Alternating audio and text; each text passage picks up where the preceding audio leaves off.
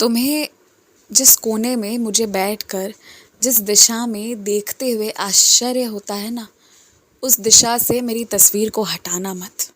मैं इस वक्त तुम्हारे घर के उस दिशा में दृष्टि डाला हूँ जहाँ तुम्हें डर लगता था, जहाँ तुम्हें ऐसा लगता था कि किसी ऐसी शक्ति का वास है जिसे तुम बर्दाश्त नहीं कर पा रहे हो, जो कुछ स्पष्ट नहीं हो पा रहा था ना तुम्हें। उन्हीं चीज़ों के कारण मैं वहाँ बैठा हुआ हूँ। मैं किसी नकारात्मक चीज़ को आशीर्वाद नहीं दे रहा। मेरे आशीर्वाद के हाथ तुम्हारी रक्षा कर रहे हैं, तुम्हारे डर को दूर कर रहे हैं। जिस मंजिल तक तुम्हें पहुंचना है ना, वहाँ तक तुम चले जाओगे।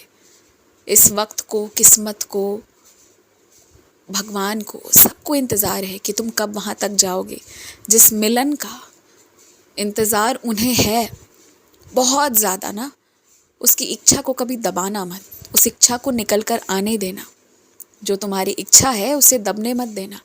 उसमें जो मिलन लिखा है ना, वो बहुत अद्भुत, बहुत अलौकिक लिखा है।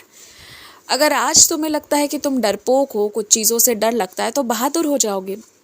विनती करो ना, विनती करने से सब कुछ बदलता है, वो भी बदल जाएगा, देख लेना।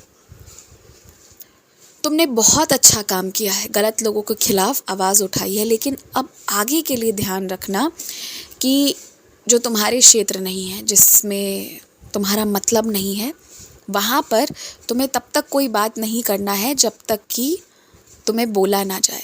जो बड़े लोगों की चीज़ें हैं उसमें छोटे लोगों को हस्तक्षेप नहीं करना होता। तुम अभी उम्र में काफ़ी छोटे हो उनके समक्ष, तो तुम्हें छोटा माना जाता है। उस नाते उन चीज़ों में हस्तक्षेप मत करो जब तक कि वो खुद से ना तुम्हें बुला ले, क्योंकि मैं नहीं चाहता कि तुम किसी परेशानी में पड़ो या तुम्हें कोई डांटे। दोनों बातें हैं। तुम चाहो तो मेरे लिए तुलसी की माला भी ला सकते हो, ऐसी कोई बात नहीं है। तुम मुझे राम देखो, कृष्ण देखो, नारायण देखो या शिव देखो, सबका मालिक एक है। भूल जाते हैं लोग अक्सर, पर सबका मालिक एक है, ये सत्य है और यही सत्य है। कुछ लोग जो तुम्हारे ही हैं अपने ना, वो तुम्हारी ही बुराई चाहेंगे और फिर तुम्हें ही वो अनेक तरह के ताने उल्हाने देंगे। होगा ऐसा, और ऐसा होता है। उनके साथ भी यही हुआ है, यही तौर तरीका उन्होंने सीखा है, इसलिए वो इसे ही आगे बढ़ा रहे हैं। यही उनके संस्कार हैं। किसी की बातों से फिक्र मत करना, ना रिश्तेदार की, ना मित्रों की, ना पड़ोसियों की, ना अजनबी की, किसी की बातों से नहीं। लोग तुम्हें गुस्सा दिलाने की कोशिश करेंगे ज़रूर, क्योंकि वो तो ये चाहते हैं कि तुम गुस्सा करो।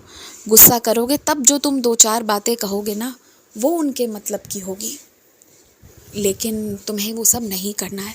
अपने ऊपर संयम रखना है।